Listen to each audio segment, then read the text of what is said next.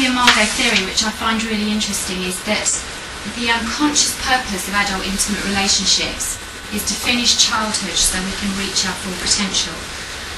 Now, the in-depth stuff around childhood and what occurs in order to bring us to the place where we're actually choosing the partner is not something I'm going to go into today, because that's part of another workshop called Getting the Love You Want or Keeping the Love You Find. There are 2 Imago workshops, like 2 or 3 day workshops, where you can really explore some of the deeper aspects of what your potentiality from childhood to meet somebody is, and why you would choose the person you do from childhood.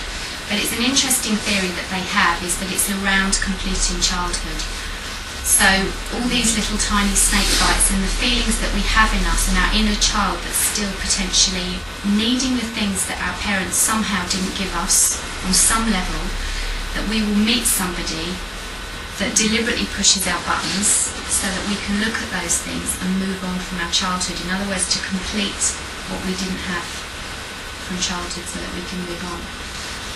And the other thing I was talking to you about at the beginning is when you've recognised that, or you're conscious of that, and your partner's conscious of that, so you then can both make a decision to create safe space to explore each other from past and what comes up. So that's what they believe in, and I find it really interesting, because when I see people in conflict, that's normally what's happening. There's a fairly childish basis to conflict, and the fact that, you know, it's almost like our inner child is up on the surface fighting for its life in order to survive in the relationship. And it's, the Imago theory is trying to say, okay, well, that's the basis of it, and the next bit is about how do you create the safe space so that you can actually communicate through those things. So I do find that really interesting. Any questions about that? So their template for romance. And what does Imago mean? Well, Imago means that in your mind, consciously and unconsciously, you have an image of the ideal partner who you believe can help you heal from childhood. I'm so sorry, the reason I'm laughing at 58, it's just if he's got hair, his own teeth, he's breathing, he can hold an intelligent conversation, and if I fancy him. But the hair and teeth are so important. Well, that's me, Adam. You've got teeth. So for you, Jim, it's about your tender age, which I won't repeat. It's about as long as he's got hair and teeth and a sense of humour, and you fancy him. Yes. Yeah. I made her die for the chocolate because she knows what's going to await her when she gets to my age. It's a valid point, and again, I think as well that's a really valid point, and it's interesting because that shows you when you're out looking for somebody, and when you're in a place where you can meet people, that you have certain conscious things, because I would call those conscious things that are in play when you meet somebody. You have an idea of what you'd like them to look like and how you want them to behave and act, etc. But for this part of it, the Imago template is basically saying there's an image in your mind. Some of it's conscious, and it is the comfortable things that you feel comfortable with somebody will be there very much. It's not just about unconscious choice, but a lot of it is about unconscious choice. But there's also an unconscious dialogue going on about other things that are attracting you to that person. And often they are things that are different from you. In other words, things that you potentially don't have in you, that they have in them, and they're showing it to you, and you think, oh, that's really fantastic, I'm really liking that, you know?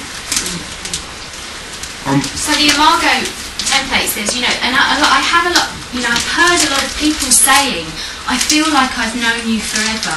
I feel so comfortable with you, and I really, you know, although it's up there on the slide, I really do. I have heard it. I've said it myself. Julie's probably heard me say it several times to her as well. That I feel like I've known you forever. There's a real bonding that's occurring, and again, it's an unconscious thing, because the next stage is where you need to be working towards so that you can start to really heal it. But this image of the person you have in your mind, yes, you might like a certain type of person with brown hair, or, you know, curvaceous body, or whatever you want to look for.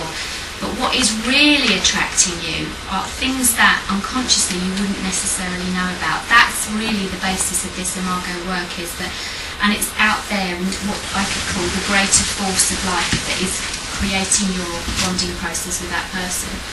And that when you start to say things like, I feel like I've always known you, is because that person is actually carrying some of the negative traits and also the positive traits of our parenting. Some of it makes us feel comfortable, but other bits of it don't. And that's that feeling, gosh, I've been here before. There's that feeling inside me that I know I've lived something before, and when that person looks into your life, it's like, yeah, actually, this really makes me feel complete. And often the intensity of things that have occurred in childhood will make the attraction stronger and much more bonded. And yet, on the surface, people might be saying, no, he's not right for you, he's not this, or she's not that, you know, and other people around you will go, oh no, you know, he's been married 4 times, he's this, he's that. But you are so strongly bonded for that reason, because it's about healing and growing from childhood, and irrelevant whether they've got 10 ex-wives and 15 children, it's just the process of bonding you into that place with that person. And it's almost like one of those things that you can't describe really, it just happens. Are we in the right place at the right time to meet that person who takes us to the next stage of our life? I don't know. And saying I feel so complete with you, well, that's an interesting one as well, because ultimately they are the other half of you. So some of the things that are not healed in us, or things that we've kind of given up in order to get love and approval from our parents, from our previous relationships, it shows up in them. They've got the bits that we haven't got, so we feel complete and whole.